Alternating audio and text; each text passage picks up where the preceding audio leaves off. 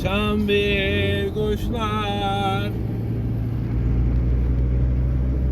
Hal-hazırda 2025 yıl Mart'ın 28'i, 29'u Kərimovla yoldaş Kərimov 5 skorslu 4 Doluş motoru. Gedirik 06 maşınını satmağa. İnşallah Allah alanın da satanın da xeyrin versin. Allah xeyir versin. Ha, bu maşın hakkında, yani bu avtomobil bir avtomobildir ki kardeşler, dostlar, kardeşe kısmet olası maşındır. Bəli.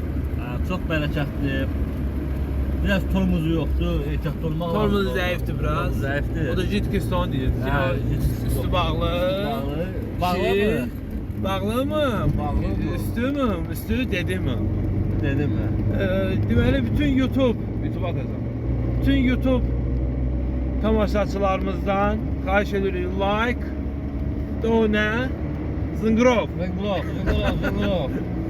Zınqrovu basın orada ki biz ildə bir dənə video paylaşırıq.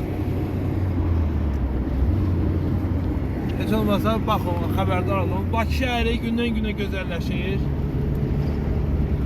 Yolumuz Elmlərədir. Qaqaş orada gözləyir. Nə? Şeylə sür, səbirlə sür. Bir də çataq ora, maşını təhvil verək kişilərə. O dayanmır.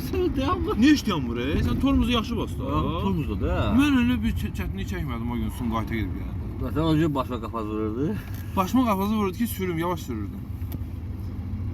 Deməli, Ziya müəllim. Bəli.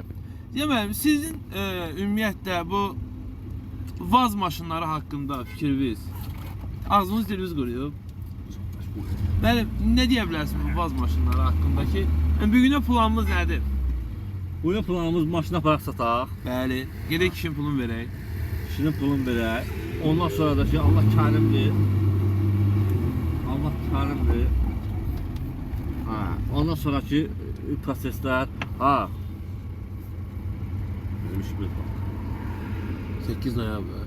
Yox. Hı. Bizim işimiz var. Bu oyunlara bizim işimiz var. Özdə yenə çəkkəçik olan işlər. Ən xadı oxadı. Sənin bəxtin gətirib verirlər. Mənim də bəxtim gətirib. Mənim də bəxtim gəlsə. Bizim YouTube əməkdaşlarımız da çox maraqlıdır o. Əməkdaş deyirəm, yəni tamaşaçılarımız da çox maraqlıdır o. O çəkkəçokum. Aha. Kampoti. Bunu növbəti Allah ömür versin. Növbəti 2026-cı il